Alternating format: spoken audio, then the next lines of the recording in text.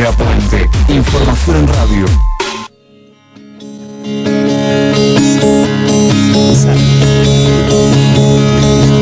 Gotta get going, I can't stay here long, 'cause I'm tired of the way I've been pushed around. I'm gonna go back west, gonna find me a brand new home. Well, I'm going up the country. Why don't you... 25 minutos de las 11 de la mañana, seguimos aquí en Hora Puente y damos el paso, dejamos los micrófonos para la columna de los docentes del Sonar Oeste de ADES Montevideo. ¿Cómo se llama hoy el programa? Sigue llamándose Sí. igual. Nos gustó. Ah, les encantó, ¿no? ¿Gustó? Profe, ¿para qué vino? ¿Cómo andan? ¿Todo bien? Bien, bien, un lujo. Con gente nueva en el cuadro hoy. Y siempre traemos, viste, vamos reforzando el cuadro siempre. Tenemos unos pases que conseguimos. Ahora con esto del Mundial Sub-20 conseguimos unos pases. Yo quiero hablar de fútbol hoy. ¿Vos querés hablar de fútbol? Importante, claro. Ya está de educación. Claro, cosas importantes, vamos a hablar. Bueno, tenemos a Katy, a Vero Buen día. y Alejo como siempre. Acá, Hoy firme. no está Tilio, pero está presente con algunos documentos que nos mandó, así que vamos a tener a Tilio también presente acá. Y bueno, hablar de esto de educación y bueno, la situación de conflicto que tenemos. Y yo le decía a Javier que ya tenemos como un espacio dentro del espacio que es preguntarnos dónde estamos, ¿no? Y para eso está bueno que hagamos como un recuerdo de en qué estamos, en qué están los docentes de secundaria y bueno, en qué estamos, dónde estamos parados. Y seguimos en el conflicto, ¿no? Seguimos en la huelga. Eso no quedó muy claro tampoco, ¿no? A ver, capaz el vecino no tiene idea si la gente está de conflicto, si no está de conflicto, si están parando, si no están parando, toman examen, ¿cómo es la cosa? Nadie entiende nada, como decía Juseca. Nadie entiende nada. A ver. Fue como re complicado, en paréntesis en eso, ¿no? Cuando se mandó el comunicado a los compañeros, a todos los compañeros afiliados, era como, claro, ¿cómo se explica bien eso? Seguimos en conflicto, el conflicto está.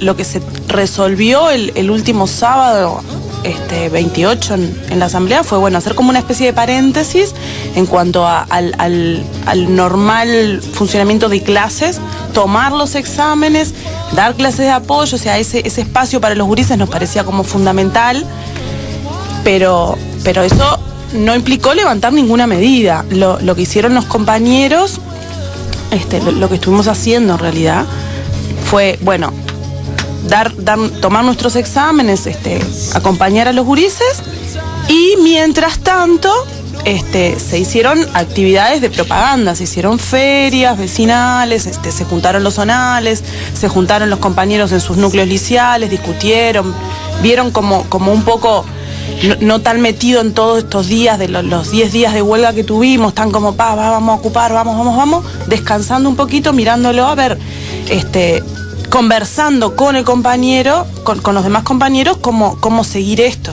Pero sí, la huelga está. O sea, ¿cómo sigue? ¿Cómo sigue? Lo definimos entre todos el lunes. El lunes. El lunes nos juntamos en asamblea, en uno de los liceos ocupados, que ya hay 2 liceos ocupados que los definieron los zonales, por supuesto. Se ocupa el liceo 71 y el liceo 26. Y la asamblea va a ser en el liceo 71 y bueno, y ahí definiremos colectivamente como corresponde cómo seguimos. Bien, así que esto no terminó. Igual hemos escuchado mucha cosa en la prensa, como que parece que se hubiera dado un cierre a esto, ¿no? Primero porque se han tirado muchas cifras. Sí, se cerró un ciclo. Para mí, esto es muy personal, ¿no? Porque la primera línea de lucha fue al Poder Ejecutivo, a intentar que el Poder Ejecutivo fuera el que inyectara de presupuesto a la educación. Eso, obviamente, por plazos legales, constitucionales, esa etapa se cerró.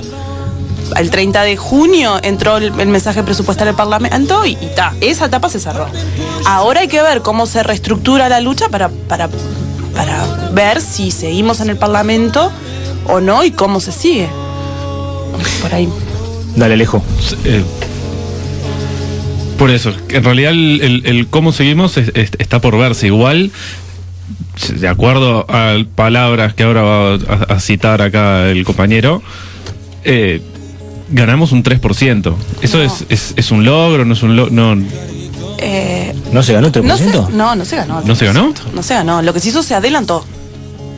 No se ganó nada. Hay una pequeña diferencia. No se ganó nada.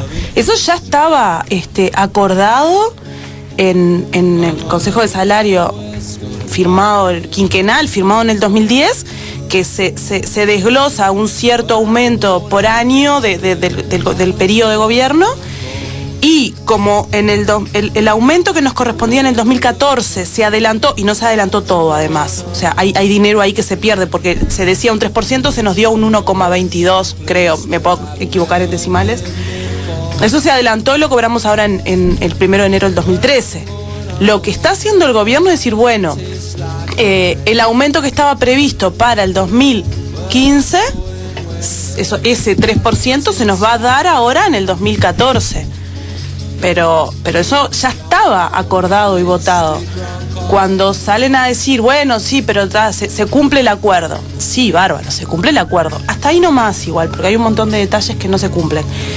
Pero si vos tenés a un montón de gente que sale a la calle, como la marcha la última marcha de educación, cuando vos tenés, y como nunca se vio en la historia del Uruguay, 50 liceos ocupados hubo en estos días de huelga en todo el país, cuando tenés por primera vez en la historia escuelas ocupadas, cuando tenés a casi toda la educación pública parada diciendo no me da para vivir, bueno, capaz que sí, fue un error ese acuerdo y habría que verlo desde otro lugar, ¿no? No son 10 personas que salen a decir no me da para vivir.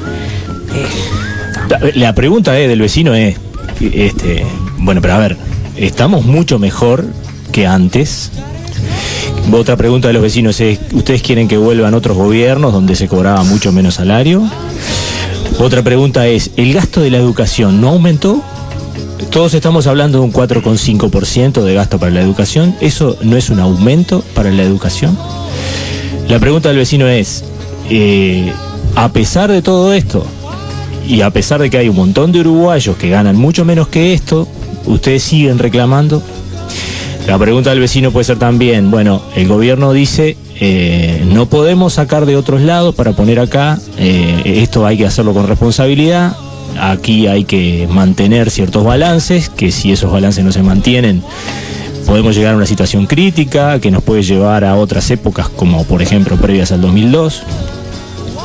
La pregunta es, entonces los docentes no son capaces de reflexionar sobre esto, siguen tirando para su chacra. La pregunta del vecino puede ir por ahí, ¿no? Y me parece que nosotros tenemos que responder las preguntas de los vecinos, ¿no? Sí, pero a ver, Mujica dice que el 3% de aumento que nos dan es en realidad un 70% de aumento si comparamos con lo que ganábamos en el 2005. Eso es lo que dice Mujica. Ahora, los números no mienten. Los que mienten son los que hacen los números, ¿no? Que eso lo dice el Rafa todo el tiempo, digamos que ya lo vamos a tener acá. Ahora, está bien, el salario docente aumentó. ¿Y cuánto aumentó la economía? ¿Cuánto aumentaron los sueldos? ¿Cuánto aumentaron los gastos de vida, digamos, o la media canasta básica y todas esas cosas, ¿no? Ahora, sí, estaba así, hubo un aumento, una mejora, hubo un montón de cosas. Ahora, el poder adquisitivo real de los docentes sigue siendo bajo, digamos, ¿no? Entendiendo que el salario docente tiene que ser una de las patas que tiene que tener cualquier proyecto educativo en este país. No es el único. Hay otros, digamos, que también hemos reclamado y que están en la plataforma y del cual hemos discutido ya acá en este programa, digamos, en este espacio, y que lo hemos discutido también en la feria con los vecinos y que lo vamos a seguir discutiendo. Ahora, ocultar o decir porque no estamos tan mal, no podemos hacer cosas o seguir quejándonos, ¿no? Por decirlo de alguna manera, porque es lo que podemos hacer. Es como... Yo creo que Capaz que lo que empezamos a hacer en todo caso es leer algunos numeritos, porque nosotros manejamos estos numeritos y además ha sido un mareo terrible. Los porcentajes que da Mujica, los porcentajes que da el ministro, esto del 4,5. Que no es cierto el 4,5. Bueno, a ver, vamos a empezar a explicar ese 4,5 primero que nada. Ese 4,5 en realidad para la NEP, o sea, para lo que es primaria, secundaria y UTU. Y la UDELAR, la Universidad de la República, en realidad le queda un 3,9. Dentro de ese 3,9. ¿Por qué ese 3,9? Porque el resto del resto que queda para ese 4,5 va como para otros sectores de la educación, va para el liceo militar y va en parte de eso para INAU, para la escuela de formación del INAU. Pero además dentro de ese 3,9, por ejemplo, hay un gran porcentaje que va para todo lo que es el plan Ceibal. El proyecto que salió, que estaba dentro del presupuesto de presidencia en el 2005 o 2006, cuando salió por la presidencia de Tabaré Vázquez, cuando entra en el presupuesto del 2010, todo ese dinero, monstruosa cantidad de dinero que se invierte en eso, que eso sería todo un programa, ¿no? Para analizar el plan Ceibal, entra dentro de ese 3,9. Entonces, cuando uno piensa en cuál sería el presupuesto que tendría que haber, obviamente tienen que haber políticas educativas, qué dinero se invierte en las políticas educativas, qué dinero se invierte en infraestructura, en mantenimiento, en cargos, y no solo cargos docentes, porque solo con cargos docentes ninguna institución funcionaría correctamente. Se necesitan, administrativos, funcionarios de limpieza, adscriptos, Sí, además hay que comparar algunas cifras, ¿no? Capaz que ese 4,5 vendría a ser lo que se invierte. Habría que relacionarlo con el Producto Interno Bruto, ¿no? Acá dice, por ejemplo, la conclusión es que la inversión que se realiza la realización que realiza la economía en la educación no ha cambiado sustancialmente desde fines de los 90 hasta nuestros días, más o menos de casi 2,5 a 3% del PIB. Son cifras que hay que ir manejando, ¿no? ¿Los salarios docentes se han incrementado? Preguntan, ¿no? Dice, sí, es verdad, el docente ha mejorado en los últimos años, pero de forma muy modesta en relación al resto de la economía. Eso es otra cosa que hay que decir, ¿no? Todo ha aumentado, todo ha crecido, pero el salario docente no ha acompañado ese crecimiento, ¿no? En un ranking del salario promedio de un trabajador según sector de actividad, el trabajador de la educación se encuentra en el puesto 20 de 35. El lugar número 20 adquiere peores dimensiones y pensamos que allí está incluido el mayor número de trabajadores con altos niveles educativos de todas las ramas de actividad. El 47% de los trabajadores de la educación cuenta con más de 16 años de estudio, siendo el sector de actividad que concentra la mayor cantidad de profesionales. Y ahí viene la preguntita del programa, ¿no? Profe, ¿para qué vino? Es decir, ¿cómo nosotros incentivamos a la gente a estudiar si los tipos que tienen mayor cantidad de años de estudio, de capacitación en este país, están en el ranking, en el lugar número 20? ¿De acuerdo? Entonces, ¿cómo motivamos a la gente? La pregunta sería, profe, ¿para qué vino? Y la otra pregunta sería, ¿para qué estudiar? Profe, ¿para qué vamos a estudiar? ¿Ah? Si total, por más que tenga 16 años de estudio, yo igual voy a estar en el puesto 20, puedo hacer otro tipo de actividades y voy a ganar más. ¿Cómo incentivamos, cómo motivamos a la gente para que estudie en este país? Vos querías decir algo, Katy. No. En fin, hay que ir viendo, ¿no? También cómo ha crecido todo, ¿no? Acá hay algunas cifras del crecimiento del PBI, ¿no? Por ejemplo, 2006 4,1, 2007 5,5, 2008 7,7, 2009 7,4, 2010 8,9, 2011 5,7 y nuestro salario aumentó un 16. Yo creo que haciendo una suma nomás simple, no nos da, ¿no? Es decir, no ha acompasado ese crecimiento del país, de los cuales nos regodeamos. Y hay otro tema ¿no? Es decir, yo me acuerdo de un excelentísimo presidente de la República que decía que había que esperar que la torta creciera para poder repartir. Bien, uno se pregunta, bueno, ¿la torta no ha crecido? En estos últimos tiempos la torta no ha crecido. Nosotros hemos campeado la crisis, pero en este momento no estamos en una situación de crisis. A no ser que me digan lo contrario. Pero entonces, si me dicen lo contrario, analicemos las cosas desde otro lugar, parémonos de otro lugar. Pero acá las cosas van formidablemente bien según los informes del ministro de Economía. Y el país crece. Muy bien. Si crece, entonces es momento de empezar a repartir esos pedazos de torta. Claro, ¿no? Antes no se daba porque estábamos en crisis. Después que creció, hay que cuidar porque puede llegar a venir una crisis. Es como eso. El tema también del aumento del 16, ese de aumento, 16%, qué sé yo. Veníamos de salarios sumamente sumergidos, ¿no? Pero muy por debajo. Entonces, crecer al 16, llegamos a tener como un salario ahí mediano, mediocre. Entonces, cuando vemos los números, eso. Igual el temita de profe, ¿para qué vino, no?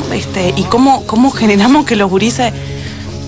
Es como muy complicado. Vos estás ahí adentro en la clase con toda tu planificación del domingo de tarde, que no te pudiste dormir la siesta, que estás muerto de cansancio y que decís, bueno, no importa, laburo 80.000 horas, con un montón de gurises dentro del aula, con 25.000 problemas cada uno y no sabes mucho cómo hacer, pero nada, ¿no? Uno sigue planificando sus clases, yendo con toda la energía, porque definitivamente lo hacemos porque nos encanta, si no, obviamente cada uno de nosotros hubiera arrancado para otro lado.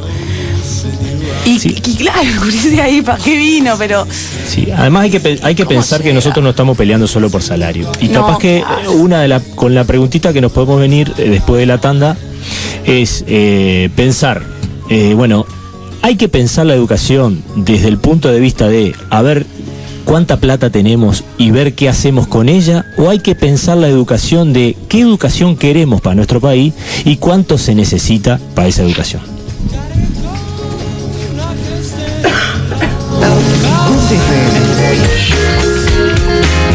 Un proyecto social con forma de radio.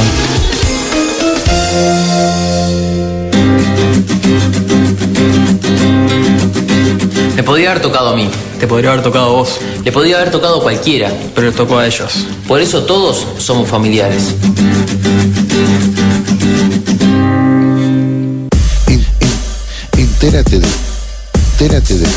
Entérate de todo lo que pasó, pasa y pasará en la zona oeste leyendo El Tejano. Noticias, entrevistas, notas y recomendaciones en el periódico mensual con más de 2 décadas en la zona. El Tejano es el periódico, es la teja y quien vive en ella. periódicoeltejano@gmail.com. Soy Rosana Tadei y estoy en contra de bajar la edad de imputabilidad. Hola, soy Liliana Brasintas, activista feminista y defensora de los derechos humanos, y estoy en contra de bajar la edad de imputabilidad. Soy Maya Castro y estoy en contra de la baja de la edad de imputabilidad. El Puente FM también apoya el no a la baja. Unimos fronteras ideológicas y sociales. Damos paso sobre el mar de la tolerancia en el camino de la comunicación comunitaria. Somos el Puente 103.3 FM. Cruzando caminos. Hora Puente. Información en radio.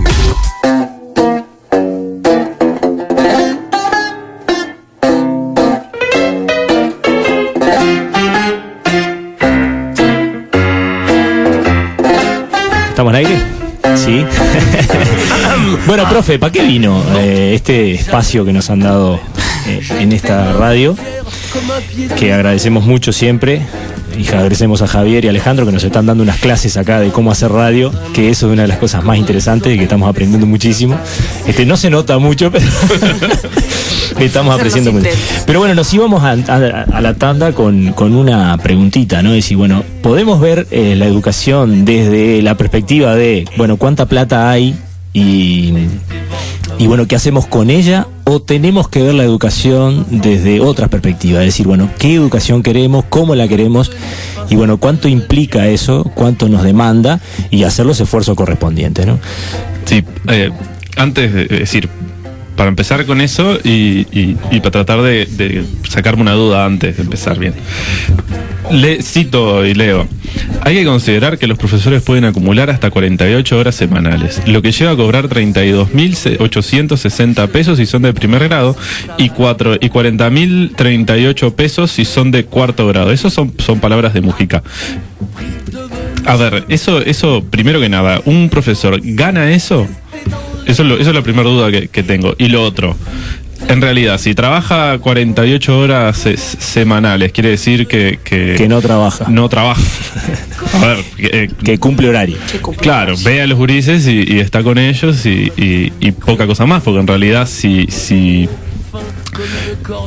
yo creo que ninguna persona en esta profesión de la docencia puede hacer bien su trabajo si tiene 48 horas de docencia directa, porque se asume que docencia directa es el tiempo que está concretamente el profesor dentro del aula. Entiéndase que si pongo un escrito, supongamos que le pongo la misma semana un escrito a todos los gurises que tengo, preciso ese mismo tiempo por lo menos para corregirlo. Estoy haciendo los números medio grosso en realidad, porque siempre depende mucho de la materia. Y no le mandes deberes para corregirle. Deberes para corregir. Trabajos. No le mandes. Profesora, dibujo 24 grupos y una lámina por gurí. Ay, no, está. Bien. Hay rascá de aquí que queda algo, rascá de allá. Hay algunas propuestas, ¿no? Como para encontrar algunos caminos presupuestales para aumentar lo que se invierte en educación. Porque tenemos que hablar así, ¿no? Lo que se invierte en educación. Esto de salario docente es inversión en educación. Si estamos hablando de lo que dice Alejo, por ejemplo, invertir en educación sería reducir la cantidad de horas que un profesor trabaja para mejorarla, ¿no? Claro, no. A ver, cuando vuelvo a la pregunta que planteabas hoy, cuando decíamos, ¿cuáles son las condiciones ideales que tiene que tener un liceo para poder funcionar de la mejor manera posible? Y vemos qué es lo que precisa. Un docente no puede trabajar más de 20 horas. Por ejemplo, eso sería lo primero. Lo primero. Es como a mí siempre me plantea los resultados. Esta cuestión ahora, ¿no? De queremos resultados. Yo les plantearía esto. Bueno, usted, si yo cobrara por 20 horas un salario que me permitiera vivir dignamente, yo no quiero hacerme rica, tener dinero, plata en el banco, no me interesa. Solamente vivir cómodamente. En liceos que estén, su infraestructura sea la adecuada. Que ahora capaz que podemos ver cuál es la infraestructura adecuada. Con grupos de no más de 25 alumnos. En esas condiciones todos los docentes, ¿no? Dame toda una generación, 6 años, y yo estoy segura que podemos decir los resultados van a cambiar. Pero estoy convencida de eso. Entonces, bueno, vamos a intentar eso, a ver qué pasa con los resultados en educación. Con los resultados de esos numeritos fríos, ¿no? Sin lo que dice el Rafa, bueno, los números se maquillan y es verdad. Pero en resultados, yo creo que la educación va a cambiar. Lo que pasa es que, claro, mientras que sigamos en esta cuestión de que trabajamos 40, 48, 60 horas en 20 liceos distintos, con 30, 40 gurises adentro del aula, con liceos que están en estados lamentables, y es medio complicado que la educación funcione. Sí, acá nosotros no nos vamos a meter, por ejemplo, hay gente que ha hecho propuestas, ¿no? Tocar las exoneraciones tributarias, el tema de la zona franca, ley de promoción y protección de inversiones, la carga de los impuestos que recaen siempre sobre los trabajadores, mucho más que sobre los que se han enriquecido.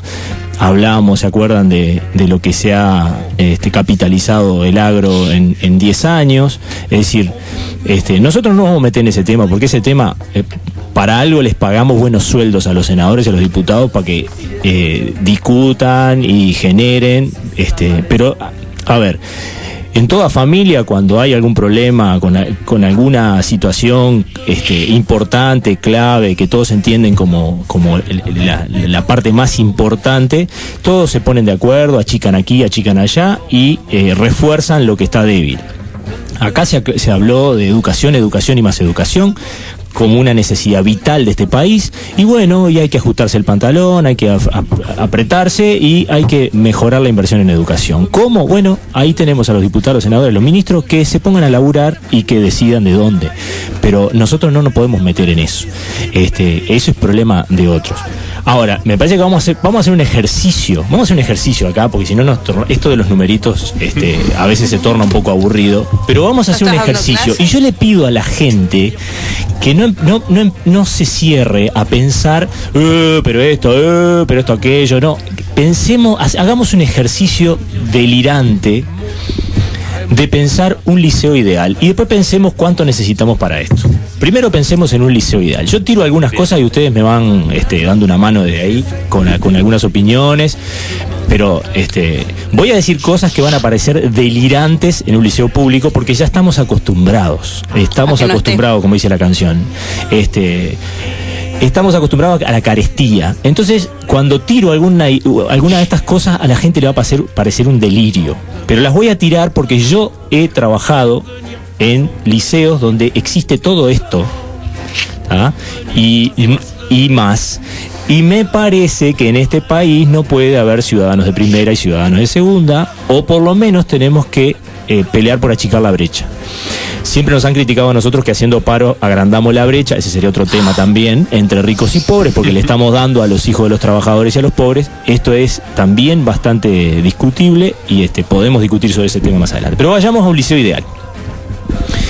Lo primero, transporte, ¿no? Tiene que haber transporte para el liceo. Nosotros tenemos liceos donde el transporte no llega cerca del liceo. Por lo tanto, hay que caminar. El 50, por ejemplo, lo mencionábamos el otro día. Hay que caminar 10 cuadras, por lo menos, para llegar al liceo. Primera cosa. Aulas acondicionadas. ¿Qué es un aula acondicionada? Y acá vamos a hablar de distintos tipos de aulas, ¿no? Porque yo soy profesor de educación física, Alejo profesor de matemática, las aulas son distintas, ¿no? Pero, por ejemplo, si pensamos en las nuevas tecnologías, que siempre nos están reclamando que debemos usar las nuevas tecnologías, que somos unos profesores atrasados, muy bien, precisamos nuevas tecnologías. Un cañón por aula, audio, que se escuche bien lo que está pasando en los videos que pasamos, en las películas, bien, un cañón y audio. Una computadora y los periféricos que se necesiten, desde impresora, escáner, lo que sea. Muy bien, ese equipamiento tiene que estar. Si no, nosotros ¿cómo trabajamos con las nuevas tecnologías? Es imposible. Tiré esto, parece un delirio. En el liceo 38, ¿cómo va a haber un cañón por aula? ¿Cómo? En el 70 no entra directamente. Sí, claro. Bueno, se puede poner. Ambiente climatizado. Sí, bueno, por lo menos una estufita a gas, ¿no? Algo que nos caliente un poquito en invierno, que está bravísimo, y bueno, en verano, Tiboglio diré. Buenos asientos. Si yo los siento a cualquier vecino de acá del barrio 4 horas en unos asientos como los que tenemos en el Liceo 38, al otro día tiene que ir al traumatólogo. Y eso lo digo yo sabiendo bien de qué estoy hablando, soy profesor de educación física. Espacio para cada uno. Si tenemos 45 alumnos adentro de un salón, o estudiantes adentro de un salón, ¿qué espacio tiene? ¿Qué espacio vital tiene cada estudiante? Yo conozco salones. Está hecho por ¿se acuerdan que el ADES Montevideo hizo un estudio, tomó 4 liceos de referencia de Montevideo, solo 4, junto con un técnico prevencionista? Se recorrieron esos liceos y se hizo un estudio de cómo afecta el tema de la superpoblación en los aprendizajes. Y el tema del espacio para cada estudiante en el aula, por ejemplo, no sé, estoy leyendo acá, ¿no? En el liceo, esto fue Liceo 39, creo que es en Piedras Blancas, por allá, ya saliendo casi de Montevideo. Hay un promedio de estudiantes por grupo de 38 alumnos en el turno matutino, un promedio de superficie para cada alumno 1 metro cuadrado, pero en lo real cada estudiante tiene 0,9 metros cuadrados. O sea, está como en un espacio, está mucha cantidad de horas, un adolescente con todo lo que implica su cuerpo, su descubrimiento de cuerpo en un espacio sumamente reducido, que quédate ahí quietito, mijo. En su cuadradito. En su cuadradito no mueva los brazos que una baldosa. le pega.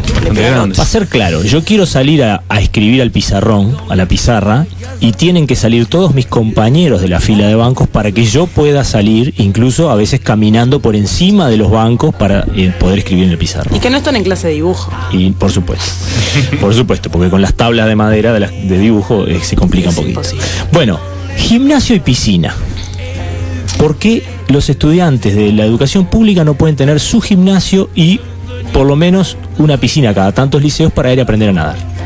En los colegios donde yo he trabajado, privados, tenemos clases de natación. Y los muchachos de La Teja, Cerro, La Bollada, Tres Ombúes tienen derecho también a tener clases de natación. ¿Por qué no? Ustedes dirán que es delirante este muchacho lo que está pidiendo. No. Estoy diciendo que tenemos que pensar en cómo nosotros reducimos las diferencias entre los ciudadanos. Somos todos ciudadanos del mismo país, vivimos en el mismo país, tenemos todos los mismos derechos. Por lo tanto, tenemos que reducir las diferencias que existen. ¿Cómo lo hacemos? Bueno, condiciones. Libros, bibliotecas. Hay liceos que no tienen bibliotecas, hay liceos que no tienen libros, o suficientes para cada uno. Laboratorios, hay liceos sin laboratorios, por supuesto sin material de laboratorio. Salones de uso múltiple. Nos piden que seamos creativos en educación, pero no tenemos un salón de uso múltiple donde podamos ir a hacer una dinámica, separarnos en grupos, elaborar materiales, presentaciones, hacer role-playing, en fin, distintas técnicas que se pueden usar, pero no tenemos un salón de uso múltiple. Es más, si queremos modificar la estructura del salón, poner las sillas contra la pared, no se puede porque los bancos están agarrados uno con otro o son demasiado grandes, no nos queda espacio para trabajar. Y menos si tenemos clase en un contenedor. Imposible sacar los bancos para tener un espacio donde sentarnos en el suelo y trabajar en subgrupo. Salas de actos y conferencias. Te fuiste de mambo, ¿no? Pero hay liceos donde existen. Sí. Espacios seguros. Si yo no tengo portero, no tengo muro perimetral, no tengo... Puede entrar cualquiera al liceo y no es un espacio seguro. Por lo tanto, tenemos otra falencia ahí. Salas de reuniones. ¿Por qué los estudiantes no pueden tener una sala donde reunirse, jugar un partido de ping-pong, jugar un partido de ajedrez entre los compañeros? No existen. Comedor y cantina. ¿Cuándo los estudiantes tienen un comedor para sentarse a comer? Vas a Crandon y existe, vas a seminario y existen. Bueno. Salas de tiempo libre. Un campus deportivo. Yo quiero hacer un campeonato de fútbol. ¿A dónde voy? Salas de música. Si alguien está haciendo música, no se puede dar clase en el salón de al lado. Bien. Salas de expresión corporal. Casilleros. Una cosa simple. Casilleros. ¿Yo no puedo tener un casillero donde dejar cosas? No tengo. Bien. Y dije algunas cosas. Ustedes podrán decir, soy un delirante, lo que estás pidiendo. Bien. Ahora, yo sé que en este país hay muchos estudiantes que van a estudiar en estas condiciones, con todas estas cosas y más. ¿Nosotros qué tenemos que hacer? Decimos que es normal que existan estas diferencias, que es normal que haya ricos y pobres. ¿No pensamos más? ¿No nos hacemos más esta pregunta? A ver, ¿la izquierda de este país no se hace más la pregunta de por qué existen ricos y pobres y cómo hacemos para que no exista más esta diferencia? Esa pregunta no se la hacen más los militantes de izquierda cuando llegan al gobierno. Esa es la preguntita que cabe hacerse. Bien, liceos ideales. No, yo estoy. La lista es extensa, es un delirante, no hay duda, pero está. Aparte de eso estoy de acuerdo. No tenemos. A ver, algunas de esas cosas, incluso hasta puedo decir que se han hecho como parche. Por ejemplo, portero, ¿no? Ahora en el 38 tenemos un portero. Solamente de tarde. De mañana no es importante. De noche tampoco, ¿no? Que tenemos nocturno, no hay portero. Es decir, son todos parches, digamos, que siempre terminan complicando, digamos, o solucionando parcialmente durante un ratito, ¿no? Y no es una solución de fondo. Yo del liceo ideal, Creo que en realidad hay que cambiar absolutamente todo dentro del liceo. Es decir, tenemos un horario... Es complicado imaginarse. Yo no sé cómo hice para sobrevivir. Digamos, a ver, teniendo sentado en ese banco, yo ahora no podría ni imaginármelo. Digamos, sentado en el banco, digamos, repitiendo, viendo cómo pasan los profesores y en realidad yo me acuerdo que había profesores que no se acordaban mi nombre, ¿no? Cuando yo iba. Yo trato de acordarme los nombres de todos, pero es cierto, algunos se me pasa y es normal porque tengo 200 gurises. Ahora, hay que cambiar eso en realidad. Y hay que cambiar un montón de cosas con las que no nos metimos todavía. No nos metimos ni con los docentes, no nos metimos ni con la pedagogía, no nos metimos ni con la organización y la gestión de los liceos. El problema de la educación es muy complejo, que no se arregla solo aumentando el salario de los docentes, ni mejorando algunas cosas, ni poniendo algunos programas puntuales. Tenemos para hablar 10 meses y Javier nos está matando porque ya nos tenemos que ir. Y Alejandro hace señas allá que se va a sacar un hombro todavía de los movimientos que hace. Así que, profe, para que vino, se va a tener que ir. No sé si tiene algo más que decir, pero no. Nos va. Vamos a mandar acá. Una información, ahí va y informaciones, detalles que nos faltaron, rápido los tiro para que no me maten. Dale. Acá. Hoy viernes a las 12, hoy viernes 12 a las 15 horas se reúne el Zonal Oeste en la comparsita, que es Ruperto Pérez Martínez, esquina Real. Se va a trabajar en la actividad que va a ser el sábado en la Plaza Lafone a la 1. Se está organizando una actividad. El sábado también tenemos comité de huelga, que también estamos invitando a uno por liceo, digamos, o por lo menos, o más, o lo que sea, para participar, que se van a seguir haciendo actividades. Y el lunes tenemos asamblea en el Liceo 71, que es a las 14 horas. A las 14 horas puntual, arrancamos puntual, ¿no? Esperemos que sí. Esperemos que sea puntual. Eso por ahora es todo. Yo quiero agendar programas después. Muchas gracias, Javier. Muchas gracias, Alejandro. Arriba, antes de cerrar Hora Puente, contar de otro conflicto, un paro de 24 horas que está afectando a todas las plantas industriales de ANCAP, así que la refinería de La Teja está hoy de paro y el fin de semana va a estar